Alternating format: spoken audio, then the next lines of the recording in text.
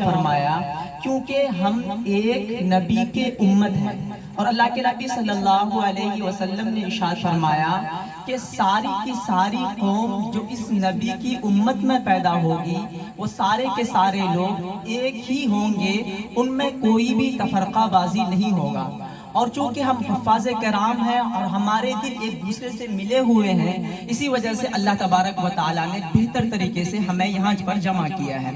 کچھ باتیں ایسی ہیں جو ہمیں سمجھنی ہے، اور میں چاہتا ہوں کہ میں اس پر کچھ ہی منٹوں میں گفتگو کرنے کی کوشش کروں۔ سب سے پہلی بات یہ ہے کہ آج ہم لوگ جوان ہیں، اور یہ کہا جاتا ہے کہ جو جوان ہوتے ہیں ان کی جو ذمہ داری ہوتی ہے وہ بہت بڑی ہوتی ہے، کیونکہ جوان ہی کی عبادت دراصل اللہ تعالیٰ کو پسند ہے، کیونکہ بڑھاپے میں آدمی نہ چاہتے ہوئے بھی دین کی عبادت اور دین کی خدمت میں مشغول رہتا ہے، لیکن جوانی کی عبادت اللہ تبارک و تعالیٰ کو اور جوانی کا ہر ایک کام اللہ تبارک و تعالیٰ کو بہت پسند ہے۔ اور جوانوں کے اوپر اور خاص کر کے ہم حفاظ اور ہم علماء کے اوپر یہ سب سے بڑی ذمہ داری عائد یہ ہوتی ہے کہ معاشرے میں جو بھی بگاڑ ہے، معاشرے میں جو بھی خرابی ہے، ہم ان کو سدھارنے کی کوشش کریں، کیونکہ اللہ کے نبی صلی اللہ علیہ وسلم نے ارشاد فرمایا، قرآن کریم کی آیت ہے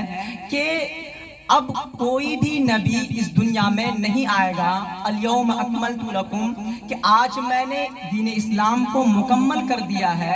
اور علماء اور حفاظ جو آئیں گے اس نبی کی امت میں وہ ہمارے وارث ہوں گے، اور وہ اس کار خیر کو انجام دیں گے۔ وہ کار خیر میں سے سب سے بڑا کام، سب سے اہم کام جو قرآن کریم کی روشنی سے اور حدیث کی روشنی سے معلوم ہوتی ہے وہ یہ کہ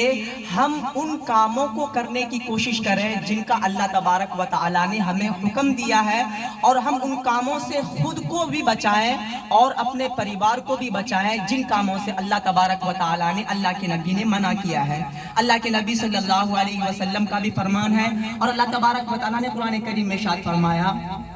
یا ایہا الذین آمنوا قوا انفسکم و اہلیکم نارا، کہ اے ایمان والو تم اپنے آپ کو اور اپنے خاندان والوں کو جہنم کی آگ سے بچاؤ۔ اس آیت کریمہ کا سیدھا مطلب یہ ہوتا ہے کہ ہم انہی کام کو کرنے کی کوشش کریں جن کام کو اللہ تبارک و تعالیٰ نے اور اللہ کے نبی نے کرنے کا حکم دیا۔ قل اطیعوا اللہ واطیعوا الرسول، اللہ تبارک و تعالیٰ فرماتے ہیں کہ اے لوگو تم اللہ ہی کی بات مانو اور رسول ہی کی بات مانو۔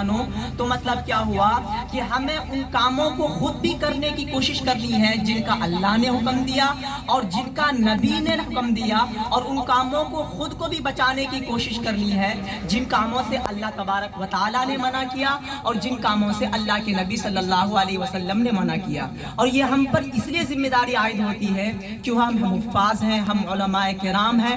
اگر ہم ہی ان کاموں کو کرنے کی کوشش کریں گے جن کا اللہ تبارک و تعالیٰ نے منع کیا ہے، جن کے بارے میں رسول نے منع کیا ہے، تو پھر ساری قوم گمراہ ہو جائے گی، کیونکہ ان اللہ لا یغیر ما بقوم حتی یغیروا ما بانفسہم۔ یہ قرآن کریم کی آیت ہے کہ جب تک کوئی قوم خود کو بدلنے کی کوشش نہیں کرتی تو